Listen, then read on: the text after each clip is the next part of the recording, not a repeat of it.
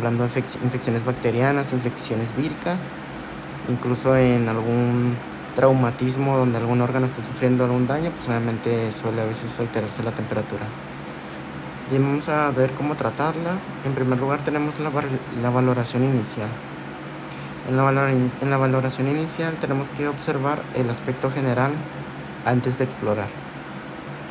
Tenemos que ver si esa persona que tiene fiebre o tiene la enfermedad febril aguda tiene agitación, si se mira agitada, como que si hubiera ido a correr un maratón, pero pues obviamente no ha corrido nada, simplemente ha estado con la fiebre y pues obviamente incluso con otros signos y síntomas agregados.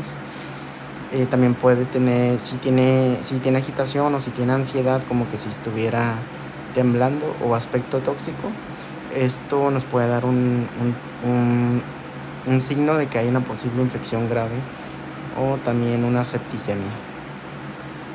Bien, en segundo lugar, después de analizar eso, obviamente eso entra mucho en la inspección, porque obviamente al inspeccionar al individuo, pues ahí es donde te das cuenta si se mira muy agitado, si se mira muy nervioso, o incluso si se mira con un aspecto físico en general, pues como una persona sin aliento.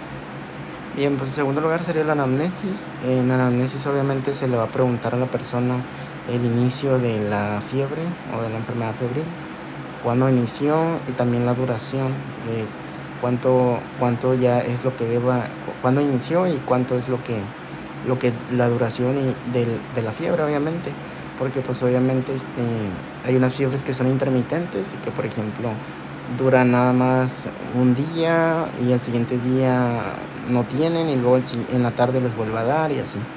Entonces la duración y la evolución. Si por ejemplo tenía una fiebre de 38, si evolucionó a 38.7.8 o si evolucionó a 39, pues eso también se tiene que preguntar. Y bueno, también vamos a ver los factores de riesgo. Los factores de riesgo para la enfermedad febril aguda, pues solamente nos da una que es la asplenia. Por ejemplo, la asplenia es un factor de riesgo que es una insuficiencia del órgano que se llama vaso.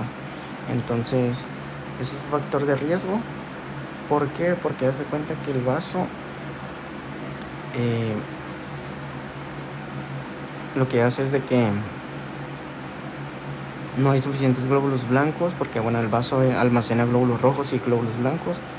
Entonces un factor de riesgo es en la insuficiencia del vaso. Obviamente no va, si se ocupan más glóbulos blancos, pues obviamente no los va a poder aportar el vaso, porque va a haber una insuficiencia de ese órgano y pues obviamente puede complicarse más, ya sea la infección que está teniendo, bacteriana o vírica.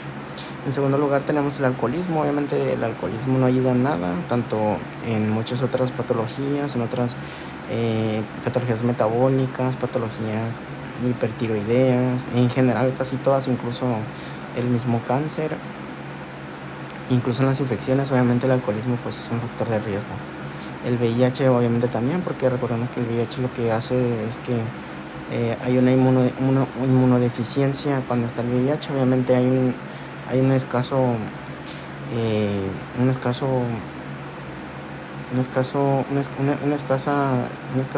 celular de linfocitos T, obviamente, y que es más que nada de la inmunidad adaptativa. La diabetes también, el cáncer obviamente, porque el cáncer pues dependiendo del tipo de cáncer, por ejemplo, si hay una leucemia, un cáncer de sangre, pues obviamente pues, va a afectar mucho a la enfermedad febril. La quimioterapia también, porque recordemos que la quimioterapia tiene un poco de inmunosupresencia o es inmunosupresor, obviamente baja las defensas. El trasplante también es un factor de riesgo y las drogas, obviamente. Bien, también tenemos, bueno, eso sería la anamnesis. Obviamente tenemos que preguntar si tiene una insuficiencia del vaso, si bebe alcohol o si bebía alcohol anteriormente, si tiene VIH, si vive con diabetes, si tiene cáncer o si se está poniendo alguna quimioterapia, si ha tenido un trasplante. Obviamente esos son factores de riesgo que tenemos que tomar en cuenta, o si consume otras drogas ilícitas. Obviamente porque pues todo ello puede ser un factor de riesgo y puede ser algo que podemos evitar o que podemos ya sea tomarlo en cuenta para poder dar un tratamiento ya sea más adecuado, no algo más relacionado con la persona. Bueno, también lo que se tiene que hacer es el foco de infección, preguntar si ha habido infecciones previas, si ha tenido heridas, porque pues obviamente es como buscando la causa, ¿no? El por qué, si ha tenido una quemadura, si ha sufrido cirugías, si tiene úlceras, si le han puesto una prótesis o si le han, más que nada ellos. Obviamente eso es con finalidad de que sepamos más o menos de dónde viene la causa. La exposición ambiental, obviamente si fue un viaje, si salió de viaje, si a donde se fue fuera del ambiente o estuvo en contacto con animales o si por donde hubo insectos, obviamente que pudieron haberle contagiado algún tipo de virus o algún tipo de bacteria.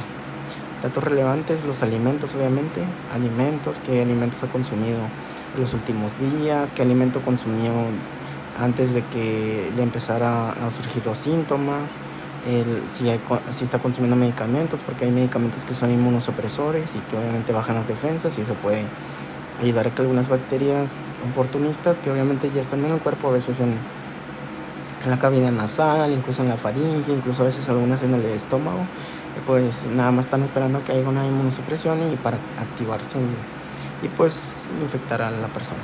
Contactos con enfermos, obviamente, si ha estado en contacto con alguien que tenga una infección, si ha tenido alguien que tenga en contacto con alguien que tenga el sarampión, que tenga el virus del nido occidental, que tenga el virus del herpes zóster o cualquier otro. El ciclo menstrual también, obviamente, se tiene que preguntar. Y síntomas asociados, eso ya es como preguntando si, o sea, por ejemplo, va a venir la persona y te va a decir, no, pues tengo fiebre. Pero pues la persona quizá tiene algún otro síntoma neurológico o tiene algún otro signo, como por ejemplo exantemas, y pues eso quizá él no lo ha visto, pero pues obviamente uno lo tiene que buscar. Por ejemplo, preguntar si ha sentido mareos, si ha sentido náuseas, si ha sentido un dolor en la frente, si ha sentido la cabeza hinchada, o si ha tenido edema, o si tuvo un golpe en la cabeza, o si siente caliente la cabeza, etcétera, etcétera. Todos los neurológicos, los exantemas, obviamente revisar más que nada las partes que más se puedan revisar o que se puedan permitir, revisar si hay exantemas, si hay algún tipo de grano, si hay algún tipo de pápula que se mire o algo que nos pueda dar como signos para poder dar un buen diagnóstico. El dolor localizado igual, obviamente si hay dolor en alguna zona en específica. Los síntomas respiratorios, obviamente, si tiene esputo, si no tiene esputo, si siente inflamada la faringe o no la siente, o si tiene dificultad para respirar. Eso entra más que nada también en la dificultad para respirar en los signos vitales, obviamente, en la exploración física. Síntomas digestivos, por ejemplo, si ha tenido diarrea, si tiene un dolor en el epigastrio, si ha estado, si no ha ido al baño, si ha estado yendo 3 veces al día al baño, si nada más ha ido una vez, si urinarios igual, obviamente, si tiene una incontinencia urinaria, si al orinar orina de otro color, si al orinar le duele el orinar, si le arde al orinar,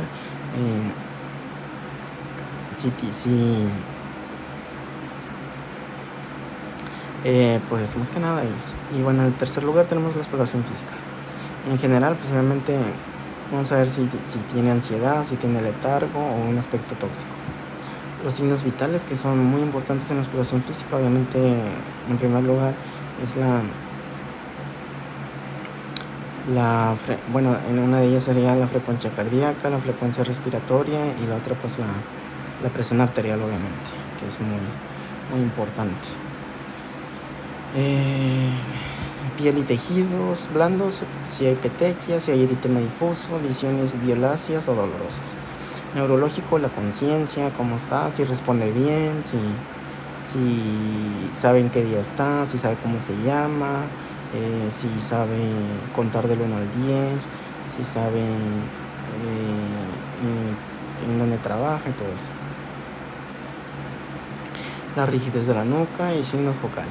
Considerar que ancianos inmunodeprimidos pueden no tener fiebre. ¿Okay? Y bueno, por último, las pruebas diagnósticas. Antes de dar antibióticos, obviamente, porque los antibióticos se dan muy seguido, o más que nada porque casi todas las patologías o las infecciones del humano, pues obviamente la gran mayoría son bacterianas. Entonces, pues antes de dar algún antibiótico, que es lo más común de dar cuando hay una enfermedad febril, pues dice que hay que mandar hemocultivos, electrolitos, la glucosa y la función hepática y la función renal para ver cómo están funcionando esos órganos. Si puede haber sido una infección renal, una infección hepática, ver cómo está la glucosa, si está deficiente de glucosa. Una hipoglucemia también puede dar unos signos de una persona muy con caquexia. Los electrolitos para ver cómo están, los hemocultivos para ver cómo está, si hay una infección bacteriana o algo. Vienen para ver si hay endocarditis, 3 hemocultivos, la asplenia, pues buscar bacterias en capa leucocítica, parasitosis, una frotis sanguínea, la meningitis, pues es si hay sospecha de meningitis, una punción lumbar, y después de imágenes si hay datos de hipertensión intracraneal. En los abscesos se manda una tomografía axial computarizada, una resonancia magnética antes de cirugía, obviamente. Otros como el rayos X, tomografía computarizada, resonancia magnética, examen de orina y ecocardiografía. Bien, y pues eso ha sido de cómo manejar la enfermedad febril o cómo